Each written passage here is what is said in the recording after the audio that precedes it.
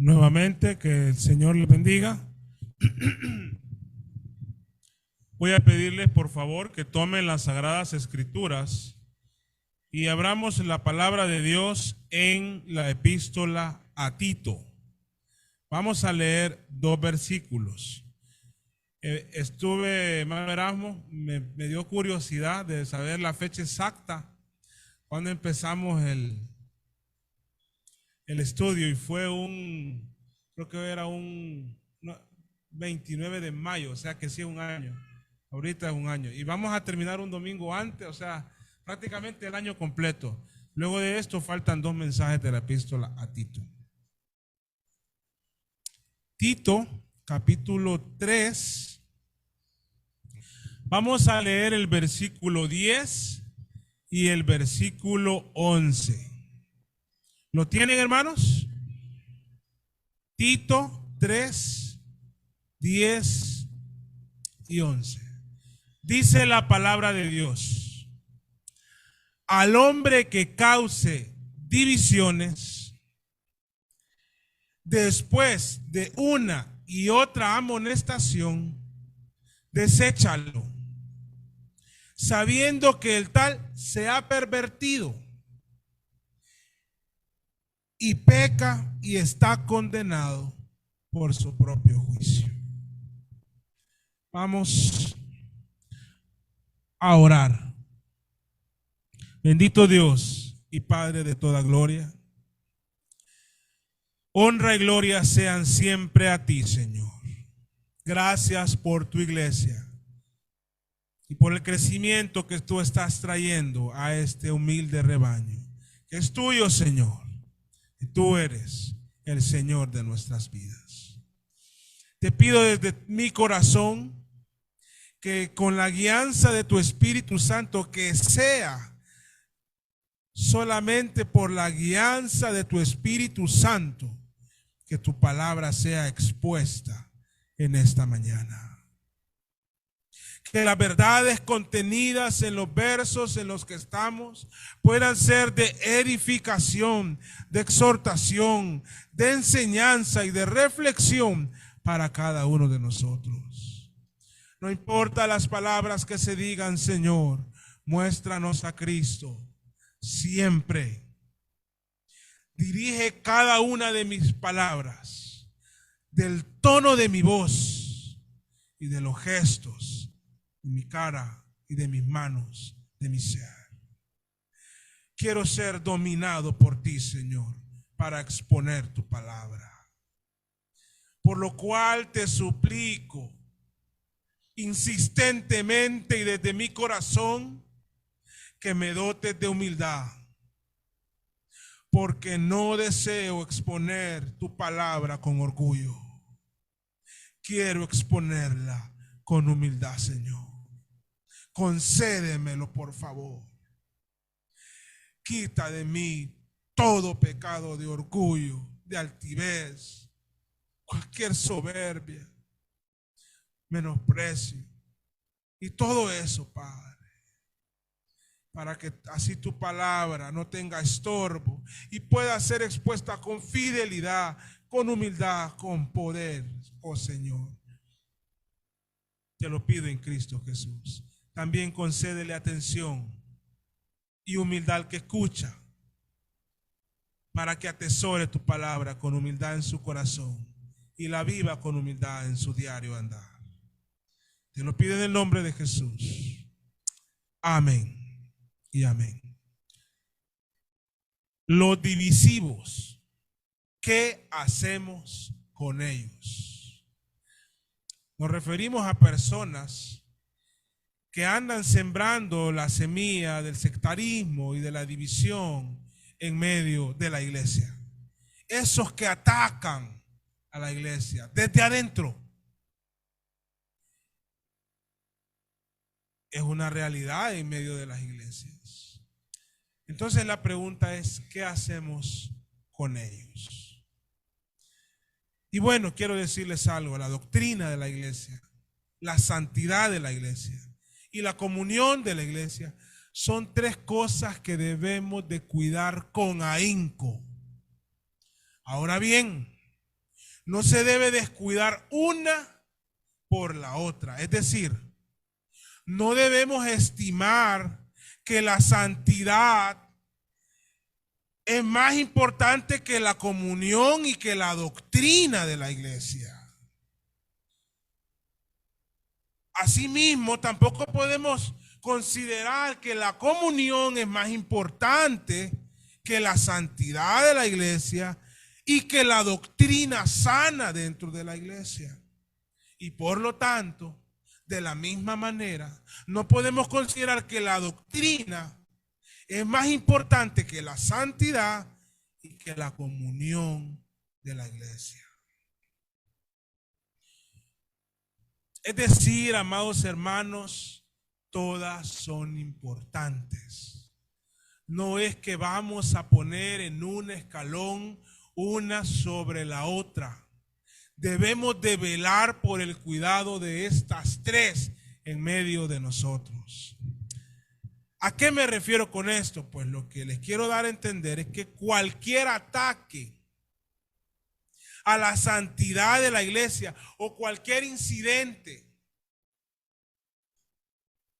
que ataque la pureza y la santidad de la iglesia es un ataque también a la comunión de la iglesia y por lo tanto a la doctrina de la iglesia, porque entonces la iglesia va a tener una doctrina en la que va a creer que se puede tener una tolerancia a algunos tipos de pecados escandalosos si no cuidamos la santidad. Y por lo tanto la comunión también se va rompiendo, porque se forman bandos en cuanto a cómo se deben hacer las cosas.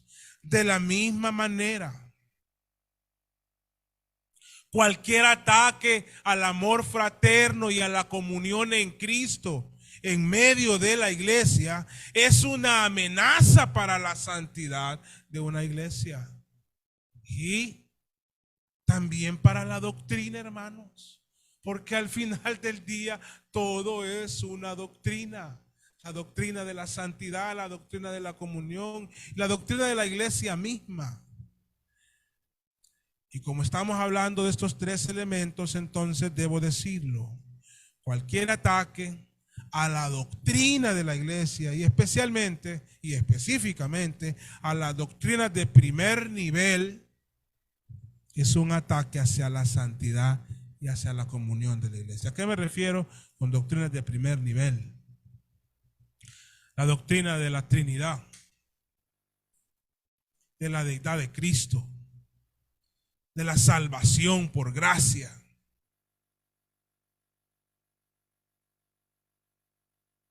La doctrina del dar, si es distorsionada, y no voy bíblicamente cada una de ellas, son un ataque a toda la iglesia. Entonces tenemos que cuidar estas tres.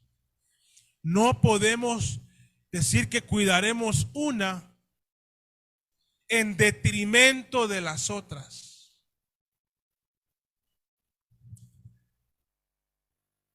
Ahora, debo ser honestos con ustedes. Hay una posición contraria a lo que estoy diciendo, a lo que he mencionado.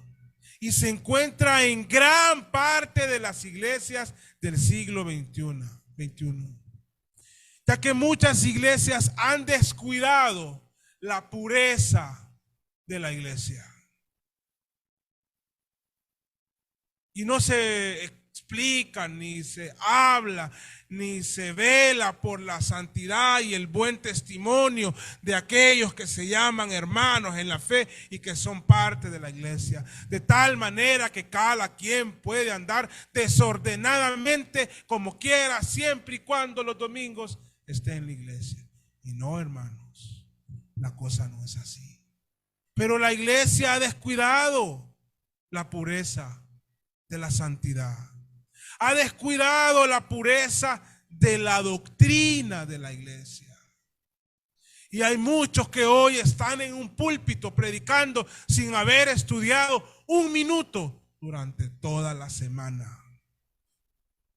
Y a los que escuchan les da igual. Ayer soñé tal cosa y empiezan a contarles el sueño y de eso predican.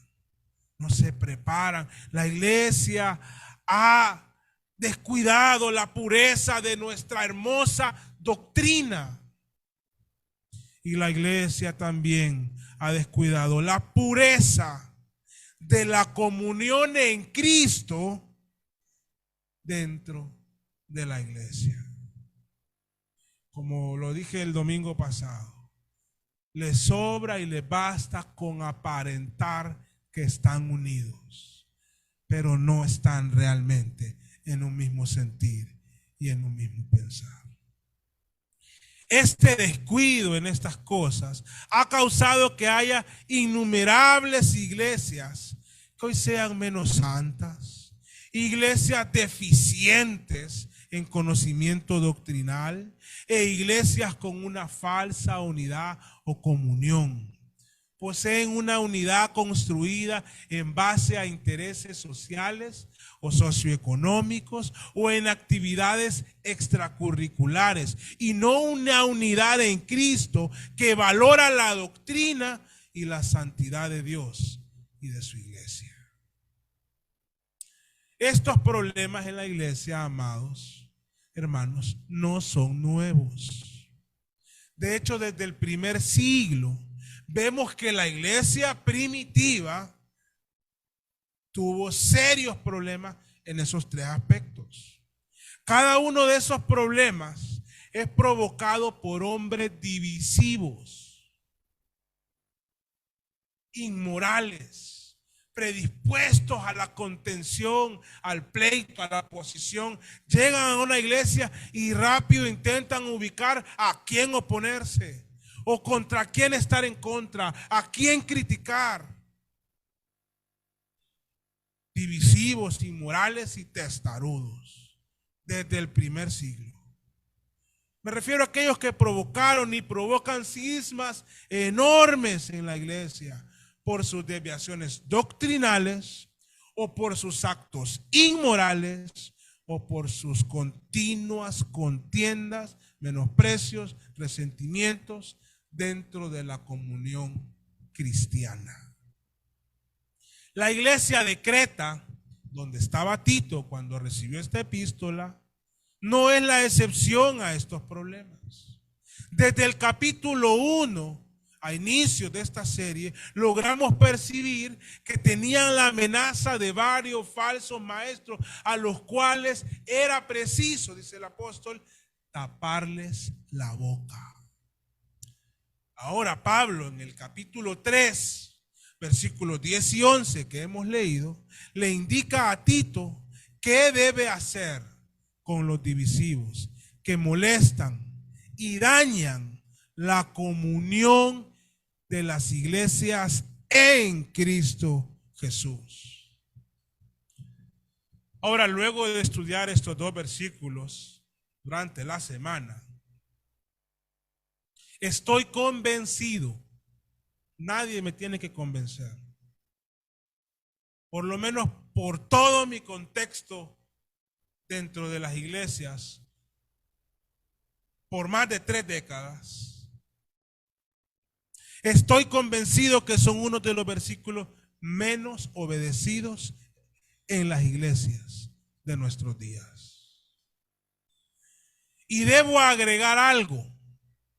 Los primeros y máximos responsables por los desastres doctrinales, los escándalos de inmoralidad y las confrontaciones o divisiones internas dentro de la iglesia son los pastores. Sí, me estoy refiriendo a mis colegas. Ahora bien, con el hecho de que haya dicho que ellos son los máximos responsables, no estoy excusando de ninguna responsabilidad a los miembros que cometen sendas faltas y que andan provocando sectarismo y divisionismo dentro de la iglesia. La idea real que quiero expresar es que hay al menos 2 motivos por los cuales los máximos responsables de esto en las iglesias son los pastores. Uno, porque ellos son divisivos. Ellos están en contiendas entre ellos mismos a veces, o la estimulan a lo interno de la iglesia. ¿Cómo? ¿Por qué ellos? ¿Por qué digo en primer lugar que ellos, muchos de ellos, no digo todos, hermanos? Estoy hablando de una generalidad. ¿Por qué digo que ellos son divisivos o cómo son divisivos? Por tres razones, rápido. Al no conocer o no perseverar en la sana doctrina. Ahí están causando un problema en la iglesia. Pastores haraganes para estudiar las Sagradas Escrituras, que no ni siquiera la leen, no la memorizan, no la estudian, no le ruegan a Dios de rodillas iluminación para que les haga entender el texto. Solo pasan enfrente y dicen lo que les viene en gana, pensando que están hablando maravillas. Son los primeros responsables porque no conocen o no perseveran en la sana doctrina. Y como no lo hacen, cualquier doctrina suena bien y la iglesia no está protegida contra herejía que están por todos lados. Y eso causa en algún momento problemas en las iglesias. Dije que eran dos razones. Una, porque ellos mismos, muchos de mis colegas pastores son divisivos. Por eso. Luego, siempre en esta misma categoría, ¿por qué son divisivos? Bueno, al verse involucrados en escándalos de inmoralidad, ya sea escándalos sexuales o escándalos financieros, pero ellos quieren seguir siendo pastores, hermano. Sí, es cierto, tuve una infidelidad, ay, caí, pobrecito yo, sí, me metí con fulanita, pero yo les pido perdón. Y bueno, abran la Biblia, vamos a seguir predicando. Como que no pasa nada. Durante la semana anduvieron en los moteles y el domingo quieren andar en el púlpito. Incluso en burdeles y el domingo quieren predicar. Eso es una realidad, hermano. No estoy exagerando.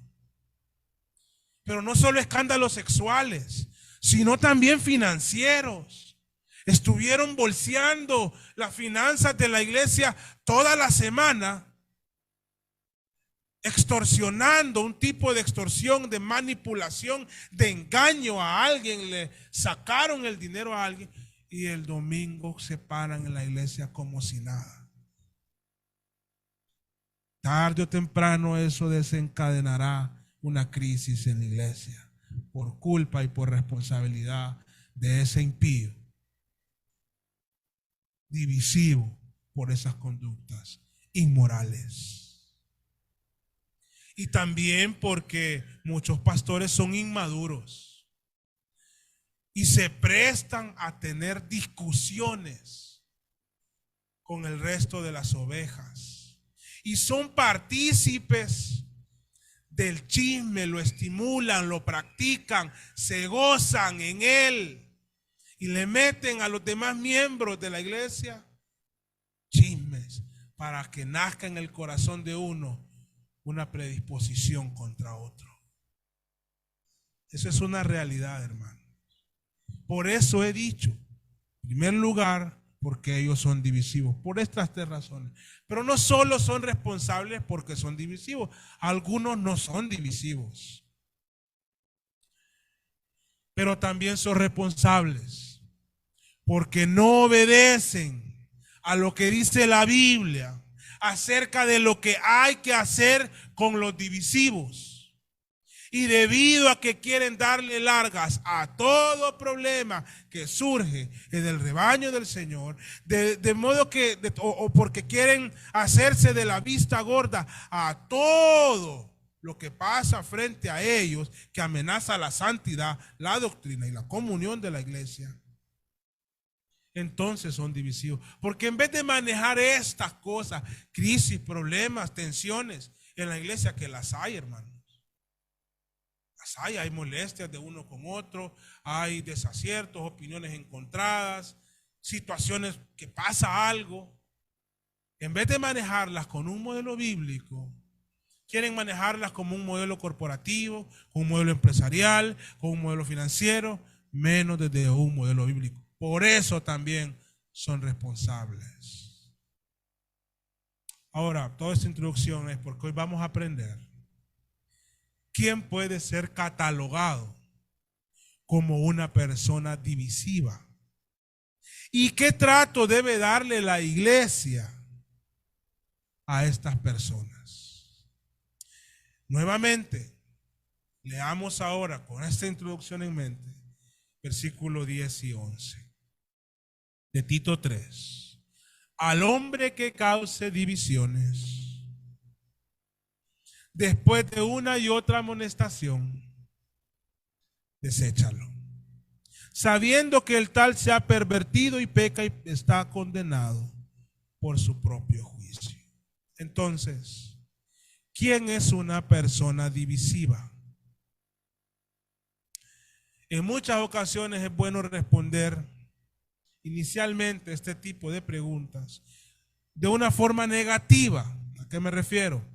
Primero aclararemos quién no es una persona divisiva, por más que lo quiera decir la gente. Pero desde una perspectiva bíblica, ¿quién no es una persona divisiva? ¿Saben ustedes que Tértulo está registrado en la Biblia, le dice a Pablo que es el líder de una secta? Secta tenía otra connotación diferente, pero viene como secta de sectarismo, de divisivo. Lo llamó plaga. Y líder de una secta a Pablo. Pero Pablo no lo era. Nosotros no somos una secta. Somos la iglesia de Jesucristo. Entonces es bueno aclarar quiénes no son divisivos antes de contestar a quienes sí lo son. No son divisivos aquellos que están dispuestos a velar y actuar por la santidad de la iglesia. No lo son, hermanos. Fíjense que Pablo en Gálatas, vayan conmigo por favor a Gálatas 2, vio algo inadecuado en un par de hombres de Dios.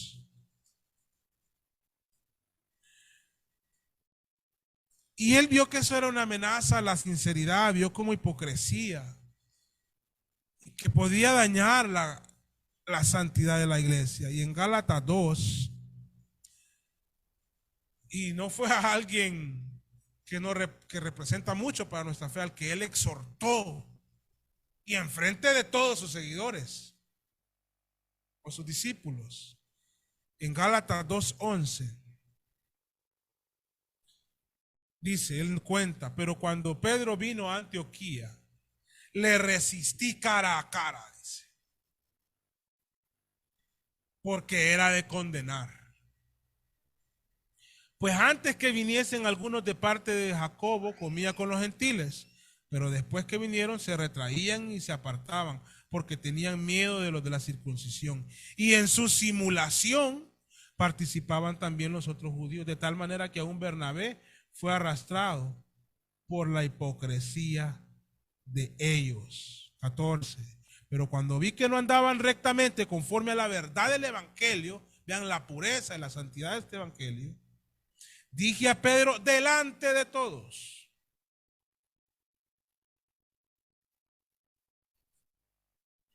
si tú siendo judío vives como los gentiles y no como judío, ¿por qué obligas a los gentiles a judaizar? Lo que quiero que vean es Pablo defendiendo la santidad de la iglesia. Tenso eso, yo me imagino un cara a cara Pablo y Pedro. Algo tenso, pero en defensa de la santidad de la iglesia. Y en el caso de Pedro, como era un líder, no lo llamó individualmente, se lo dijo frente a todos. Y ahí estaba incluso Bernabé, a quien Pablo amaba, porque había abogado por él y había servido a la par de él.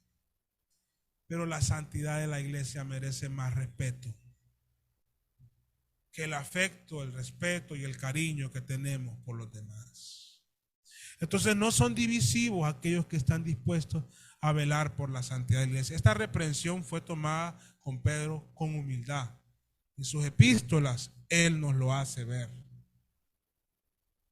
porque también era un hombre de Dios. Ahora, tampoco son divisivos aquellos que están contendiendo ardientemente por la fe. Estas dos primeras cosas que he enumerado son las que han causado las divisiones más grandes. Cuando no se cuida la santidad de la iglesia, cuando hay una amenaza a la santidad de la iglesia y cuando hay una amenaza a nuestra fe, es decir, a nuestra doctrina, a nuestro credo, a lo que la Biblia enseña. Y leíamos ahí en Judas, versículo 3. Iba a escribirnos para tal cosa, pero les escribo para que contiendan ardientemente por la fe.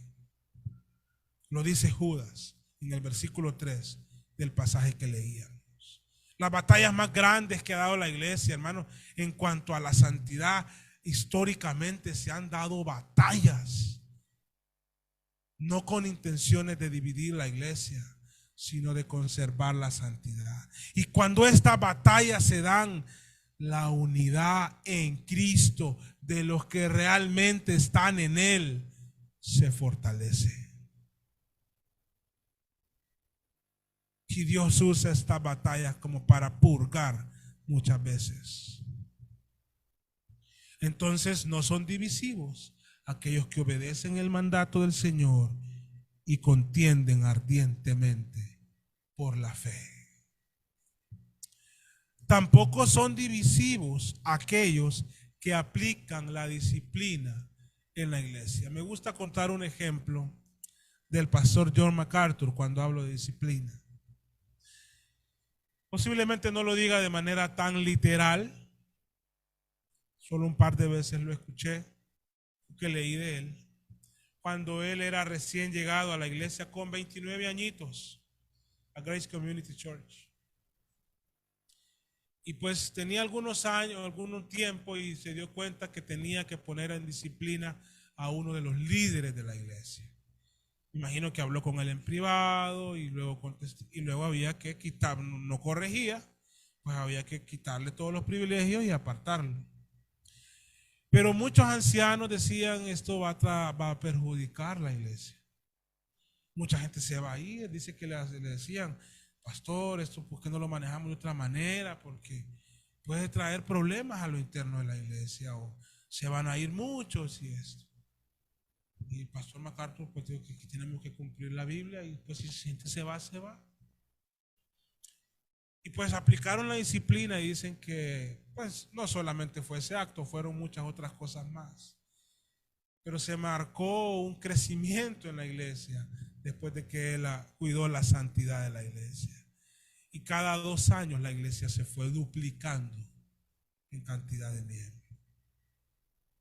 Entonces, no son divisivos aquellos que aplican, que sí causa tensión y diferencia de pensamiento, pero sostenidos en Cristo no son divisivos aquellos que aplican la disciplina, la que está ahí contemplada por sus notas en Mateo 18, 15 al 20, la podemos leer de manera rápida.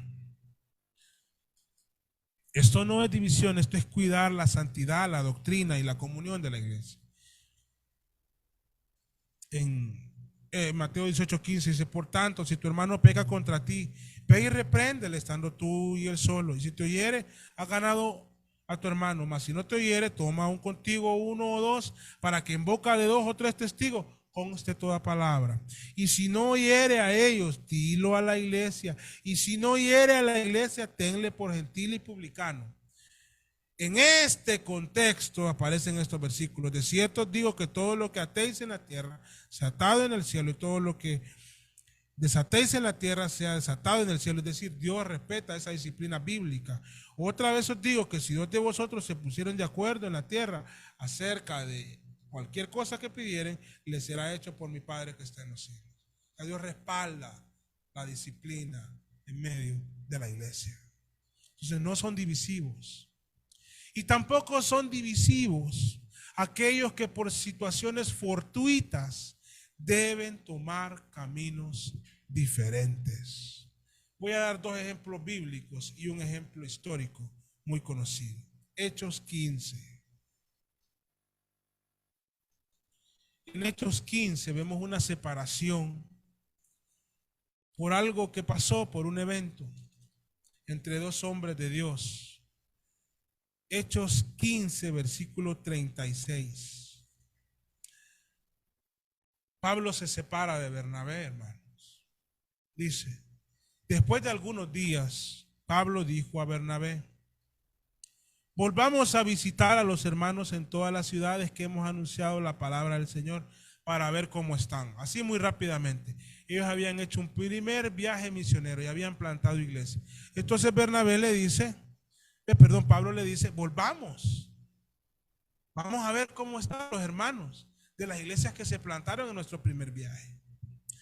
Y Bernabé quería llevar consigo a Juan Marcos, que tenía por sobrenombre, a Juan, que tenía por sobrenombre Marcos.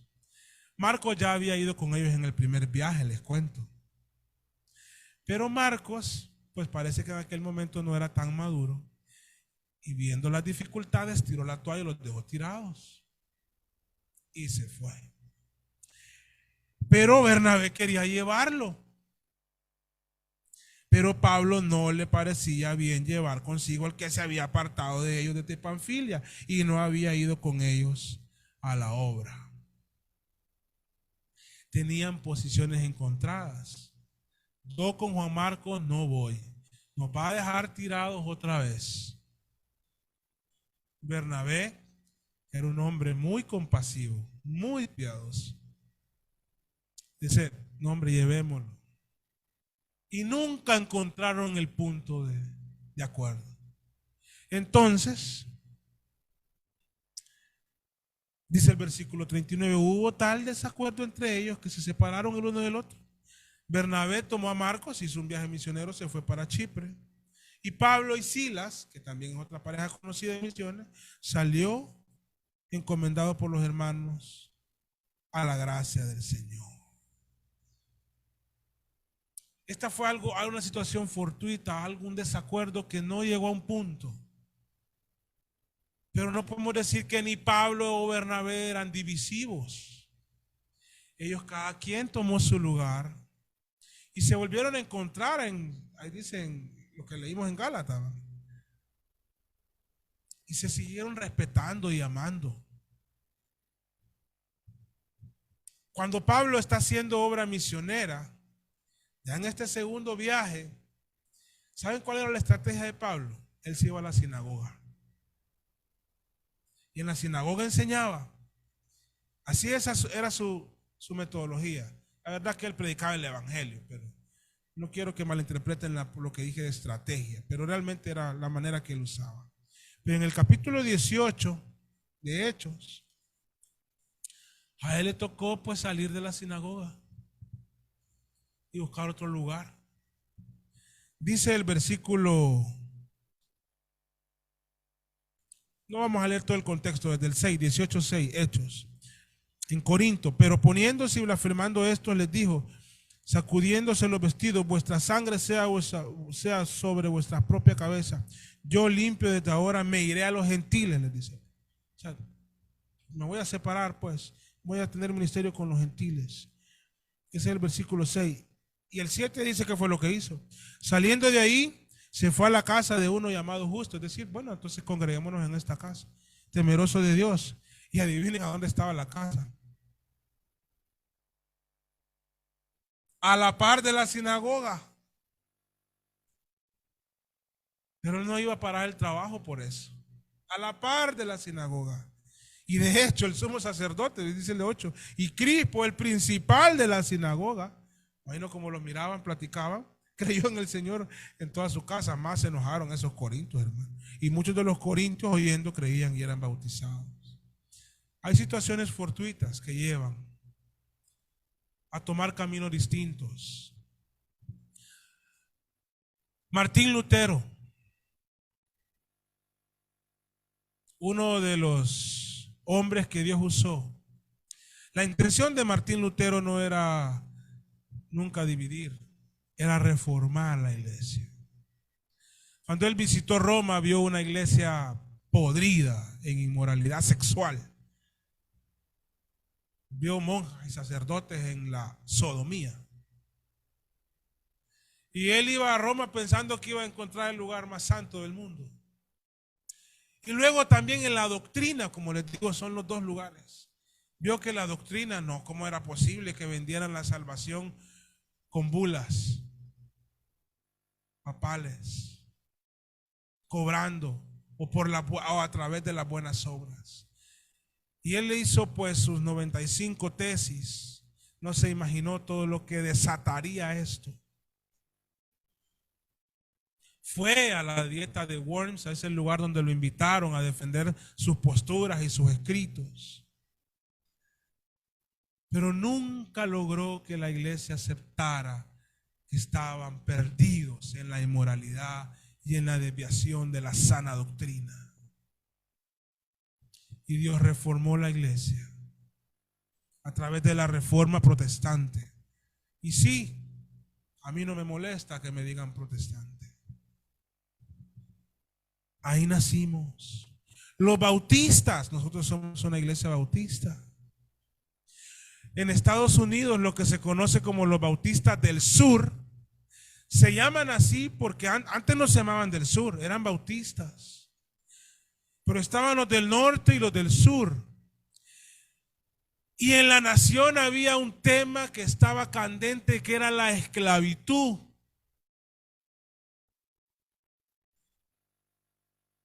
Y algunos bautistas de algunas zonas decían, no, pues estaban de acuerdo con la esclavitud y la sostenían. Y los del norte decían, no, la cosa no es así. Hermanos, si este grupo conglomerado de iglesias no llegaron a un punto de encuentro y tomaron caminos diferentes, hoy están en un mundo, hoy ya piensan igual en cuanto a la esclavitud. Los que estaban equivocados con el tiempo rectificaron. Como Pablo con el tiempo trabajó. No voy a decir que Pablo estaba equivocado. Dios tenía sus razones. Pero para que lo entendamos, Pablo tampoco agarró algo contra Marcos. Luego trabajó con él. Los bautistas armaron la convención de bautistas del norte y la convención de bautistas del sur por el asunto de que no se pusieron de acuerdo cómo manejar la esclavitud. No eran doctrinas centrales. No era un ataque a la doctrina base de nuestra fe, sino a cosas secundarias o de tercer orden. Entonces no son divisivos aquellos que por situaciones fortuitas deben tomar sabiamente mejor un camino diferente. Ahora veamos quiénes son los divisivos. Los más peligrosos, hermanos, son los que desean introducir falsas doctrinas y herejías en medio de la iglesia. Los ha habido históricamente y los hay hoy. En esta misma serie predicamos un mensaje que lo titulamos, estábamos en el capítulo 1 de Tito, lo titulamos Los falsos maestros, el cáncer de la iglesia del siglo XXI. Ahí está, si lo quieren ir a ver. Eso es lo peor, hermanos. Vean lo que dice Pablo en Romanos 16, 17 y 18.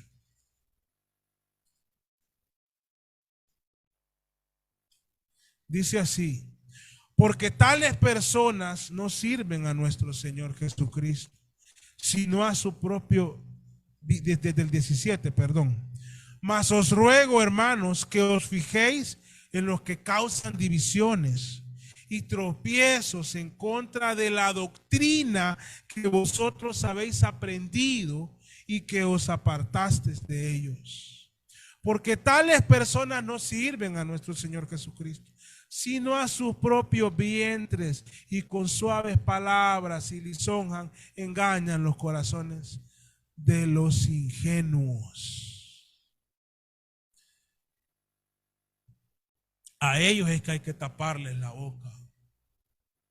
Contra ellos es que la voz del pastor debe tener otro tono.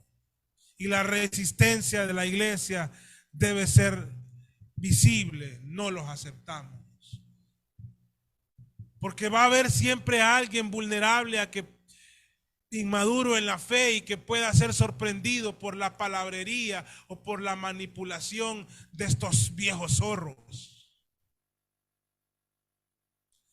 Pero es a los que más cuidado debemos de tener. Ahora, el texto de Tito 3, Gordon Fee, creo que es Gordon Fee, creo que otro pastor, no creo que es otro pastor, que dice: aunque los maestros falsos, por cierto, son los que causan divisiones más devastadoras, Pablo arroja aquí en Tito 3 una red más amplia que incluye a cualquiera en la iglesia que sea causante de divisiones y perturbaciones. O sea, la lista le encabeza esos falsos maestros que introducen falsas, esos dividen. El problema es que esos pastores que no estudian la palabra no saben si tiene un falso maestro o si más bien es alguien que ha llegado a la sana doctrina y quiere enseñarles. Por eso más bien hay divisiones, porque los pastores no saben. Ahora también son divisivos aquellos que atentan contra la vida piadosa de la iglesia. No lo vamos a leer el ejemplo de 1 Corintios 5, pero este hombre, con un escándalo de inmoralidad sexual en la iglesia de Corinto, estaban tentando contra la unidad de la iglesia. Hay hombres, hermanos, bueno, hay hombres y mujeres. Voy a usar el ejemplo de los hombres. Hay hombres que llegan a iglesias a querer dañar las hermanas, las familias, a querer cometer actos de inmoralidad. Esas son las intenciones. Y dividen la iglesia, hermanos. Nadie les pone orden. Jóvenes que no se les ha enseñado el respeto de la familia. Tienen 5 o 10 novias en una iglesia en 5 o 10 años.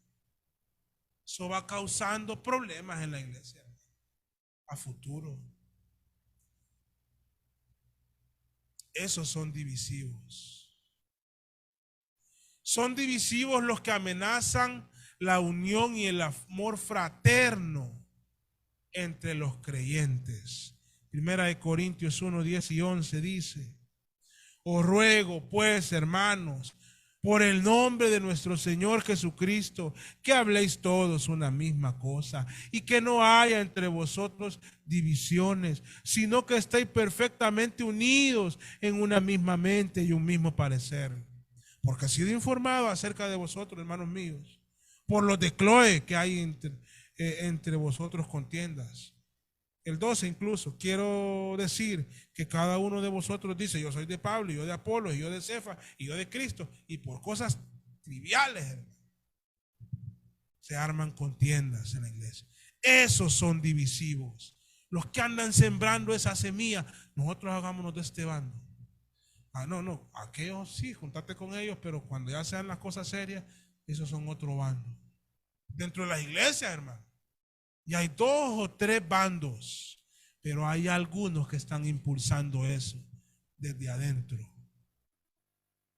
Esos son divisivos por conductas incorrectas muy particulares.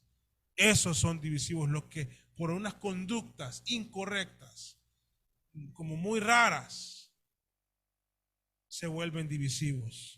La tercera epístola del apóstol Juan nos da un ejemplo de ello.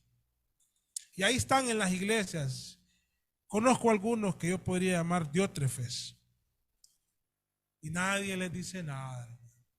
Porque los pastores, no sé en quién creen, piensan que han creído. ¿A qué le tienen miedo? Dice el versículo 9 de tercera de Juan: yo he escrito a la iglesia, pero diótrefes, el cual le gusta tener el primer lugar entre ellos, no nos recibe. Por esta causa, si yo fuere, Recordaré las obras que hace parloteando con palabras malignas contra nosotros. Y no contento con esas cosas, no recibe a los hermanos y a los que quieren recibirlo, se los prohíbe y los expulsa de la iglesia.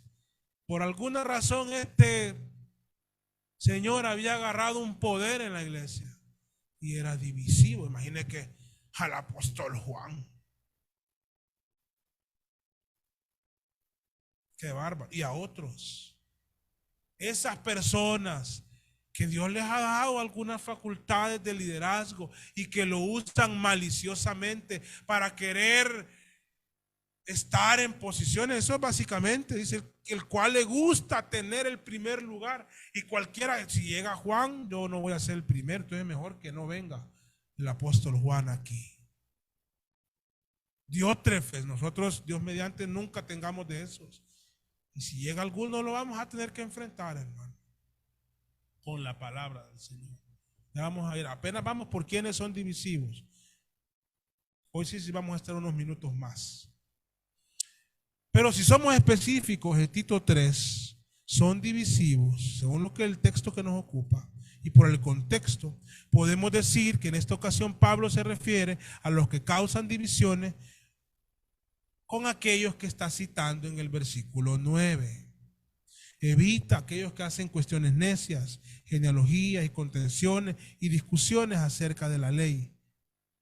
Esos al final del día causan división. El pastor John MacArthur dice lo siguiente: la persona facciosa, o sea, esa divisiva, que causa divisiones, no está dispuesta a someterse a la palabra o a los líderes piadosos en la iglesia.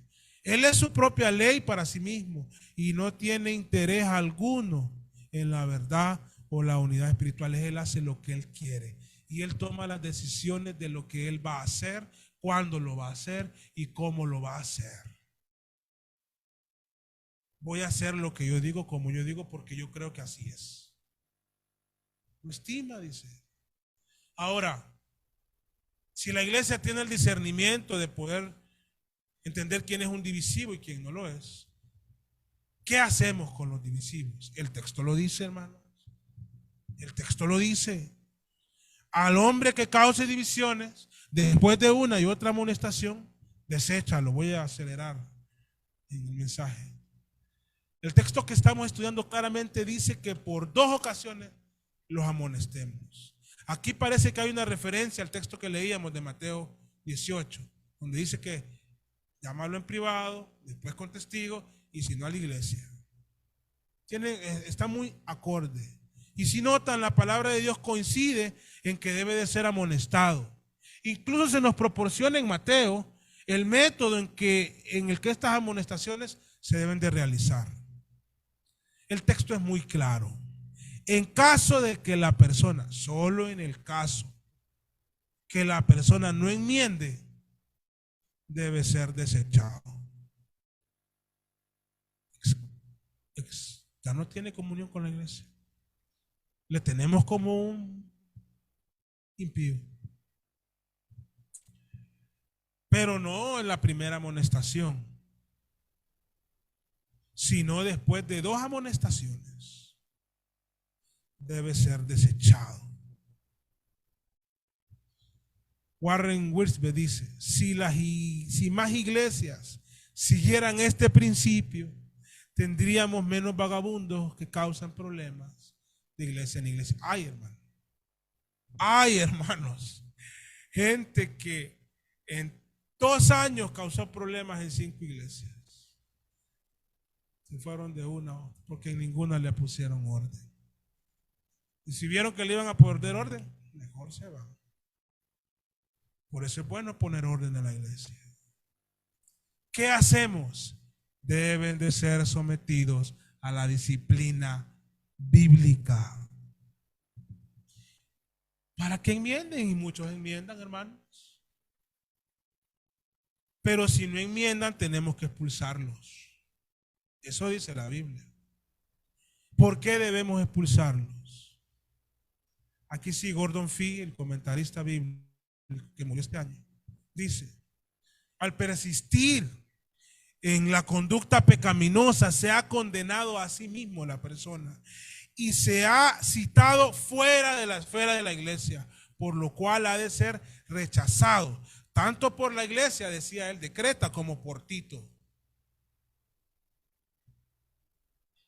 Ahí está en el texto.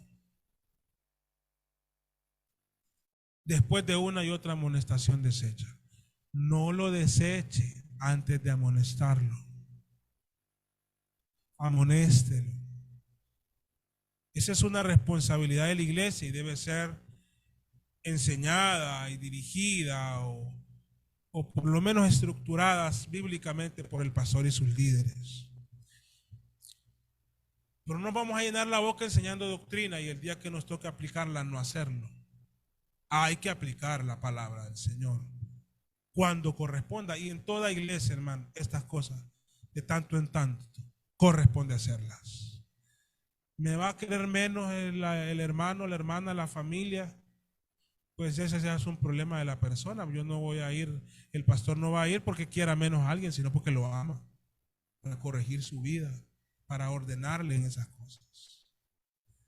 El mismo pastor John MacArthur dice, puesto que las consecuencias de la insubordinación, la insumisión y las contiendas pueden ser tan destructivas para la unidad entre el pueblo del Señor, el mandato del apóstol es que cualquier persona que cause divisiones, que no se retracte, estoy agregando, dice él, trátese de hombre o de mujer, debe ser desechado por la iglesia después de una y otra amonestación.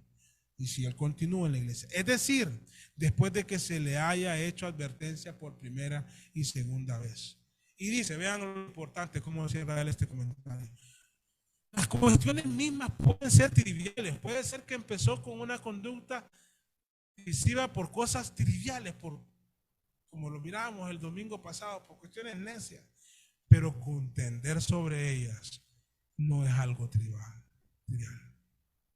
Porque amenaza la comunión o la santidad o la doctrina de la iglesia. Entonces debe ser separada. Esta es una enseñanza que no sé por qué muchos se rehúsan a darla en la iglesia. Pero Dios nos ha traído a Tito al capítulo 3 y a estos versículos. Los divisivos, ¿qué hacemos con ellos? En primera instancia los amonestamos. En segunda instancia, si no modifican, los volvemos a amonestar. Y en tercera instancia, hermanos, no le ponga romanticismo. Sea obediente a la palabra del Señor. Se expulsan. En conclusión, hermanos, la iglesia del Señor ha batallado con esto desde el primer siglo hasta nuestros días. Tenga cuidado y tengamos cuidado, cada uno de nosotros, de ser semillas de división en medio de la... Tenga cuidado que usted tenga un prejuicio contra alguien. En la humanidad, ahí puede estar esas cosas, pero póngaselo delante del altar de oración de Dios para que lo saque de su vida. Sí, tenemos que soportarnos unos a otros en amor y no hacer grandes las cosas pequeñas. Amarnos fraternalmente sin descuido de la santidad y de la doctrina. Desde el púlpito, pero cuidar la armonía y la santidad entre ustedes.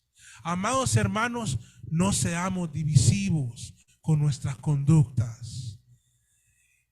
Y hagamos lo posible de no tener que llevar a la iglesia a una situación penosa de tener que confrontarle y amonestarle una y otra vez. La iglesia debe estar lista para estas cosas. No solo vamos a pasar en eso, vamos a estar sirviendo al Señor, llevando el evangelio, pero siempre alertas, cuidando la hermosa comunión, la hermosa doctrina y la santidad de la iglesia de Cristo. Vamos a cerrar aquí. Bendito Dios y Padre, gracias por tu palabra. Hoy nos has traído a un texto, Padre, sin dudas con cierta polémica para comprenderlo. Nos hace hacer un análisis de nosotros mismos, Padre. Y a través de él nos llamas a la obediencia, a la sumisión, al amor fraterno, al perdón, a la tolerancia y al cuidado de tu iglesia. No permitas que entre nosotros nazca la semilla del divisionismo. Manténnos unidos como hasta ahora, y cualquier vestigio, cualquier semilla de estas cosas, échala fuera de nosotros. Haz que las familias aquí se amen entre ellas cada vez más, sin ver las clases sociales o los niveles socioeconómicos, sino que se vea a Cristo en la vida de los hermanos. Y cualquier punto en el que no estemos de acuerdo, Padre, menor, danos la madurez para amarnos, pero permítenos proteger a tu iglesia de las divisiones. Cuando hayan ataques a tu sana doctrina, a esas doctrinas esenciales de nuestra fe, a la comunión de los santos y a la santidad de tu santa iglesia. En Cristo Jesús hemos expuesto tu palabra. Úsala conforme a tu voluntad, Padre, en el nombre de Jesús. Amén. Les invito el otro domingo. Vamos a leerlo al final de la epístola de Tito y vamos a terminar la exposición de la epístola de Tito. Luego habrá un domingo más donde haremos una visión panorámica de todo el libro y una conclusión final de este maravilloso estudio. Por lo menos para mí ha sido de mucha edificación. Que el Señor les bendiga. Hermano Erasmo, podemos continuar.